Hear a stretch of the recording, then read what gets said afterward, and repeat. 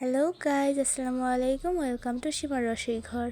আজকে আমরা ওভেন ছাড়াই কিভাবে এত সুন্দর অ্যান্ড পারফেক্ট একটি পিৎজা মেক করা যায় সেটাই দেখাবো। চলুন তাহলে মেন ভিডিওতে যাওয়া যাক। প্রথমেই আমরা একটি বাটিতে হাফ কাপ পানি নিয়ে নিলাম। এরপর এতে 1 চা চামচ চিনি দিয়ে দিব।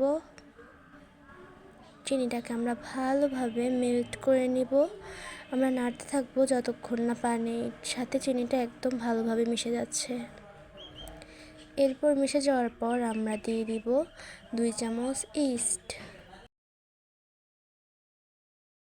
ইস্টটা পানির সাথে ভালোভাবে মিশিয়ে নেওয়ার পর আমরা এইটিকে কিছুক্ষণের জন্য রেস্টে রেখে দিব। এরপর পিৎজার টপিংসের জন্য আমি নিয়ে নিলাম বোনলেস চিকেন। এতে দিয়ে নিব আমি আদা বাটা, জিরে বাটা, তারপর দিয়ে দিব পেঁয়াজ রসুন বাটা।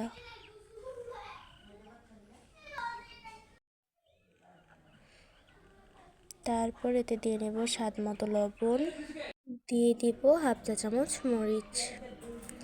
এরপর সব ইনগ্রিডিয়েন্টস একসাথে আমরা মেখে নিব ভালোভাবে। মিনিট করে কিছুক্ষণের জন্য আমরা রেস্টে রেখে দিলাম।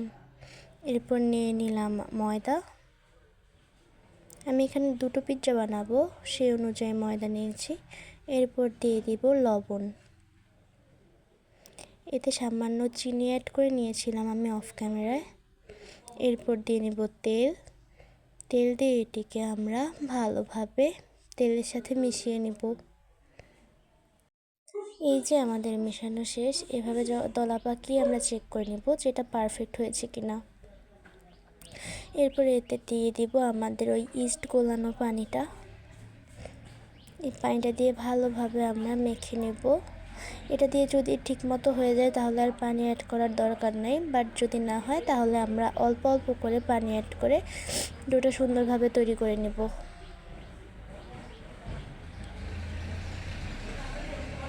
এই যে তৈরি আমাদের ডোটা, দেখুন এটা কতটা সফট হয়েছে। এটা একটু আঠালো আঠালো টাইপ হবে। এরপর এটাকে আমরা 1 রাতের জন্য রেস্টে রেখে দিব। আপনাদের হাতে কম সময় থাকলে 1 ঘন্টা বা 2 ঘন্টার জন্য রাখতে পারেন। এরপর একটি কড়াইতে আমরা দিয়ে দিব তেল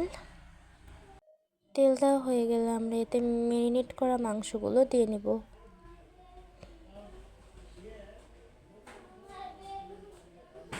এরপর এগুলোকে ভালোভাবে করে নেব। আমি এখানে একটু tomato sauce and soya sauce use করেছি। এই যে মাংসগুলো থেকে নিজে নিজেই পানি বের হয়েছে, এই পানিতেই মাংসটা সিদ্ধ হয়ে যাবে। এখানে আলাদা করে কোনো পানি দেওয়ার প্রয়োজন নেই। এই যে আমাদের চিকেন টপিংসগুলো একদম তৈরি। এরপর আমরা ময়দা নিয়ে নিব। আর দেখুন এটি কতটা ফুলে উঠেছে। এখন এটিকে আমরা আবারও একটু ভালোভাবে মথে নিব। এরপর আমরা পিৎজার জন্য একটি রুটি তৈরি করে নেব। আপনারা পারলে হাত দিয়েই করে নেবেন, তবে আমি হাত দিয়ে পারতেছিলাম না যেহেতু এখানে তেল ইউজ করেছি, তাই আমি বেলুন দিয়ে রুটিটাকে একটা সাইজ করে নেব। এরপর রুটি বেলা হয়ে গেলে আমরা রুটির কাছা একটু মোটা করে দেব। এরপর রুটিটা আমরা একটা ফ্রাইং প্যানে দিয়ে দিলাম। অবশ্যই ফ্রাইং প্যানের নিচে আমরা গুঁড়ি ইউজ করে নেব যাতে রুটিটা না লেগে যায় প্লাস পুড়ে না যায়। এরপর কাঁটা চামচের সাহায্যে আমরা রুটিটাকে ফুটো ফুটো করে নেব।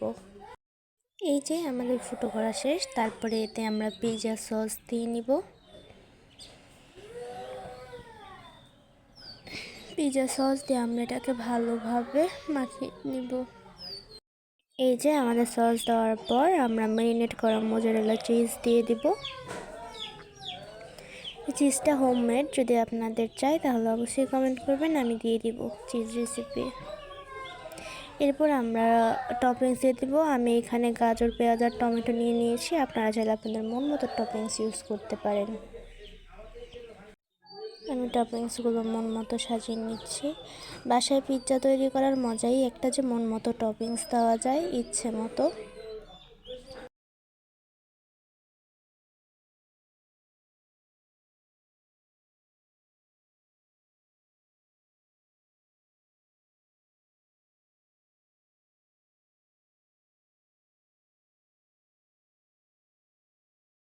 এরপর আমরা উপরে আবারও মোজারেলা চিজ দিয়ে দিব। আপনারা আপনাদের ইচ্ছে মতো দেবেন, যতটুকু দিতে আপনাদের ইচ্ছে করে। আপনারা যদি চিজ বেশি পছন্দ করেন তাহলে আপনারা বেশি দেবেন, যদি কম পছন্দ করেন তাহলে কম দেবেন।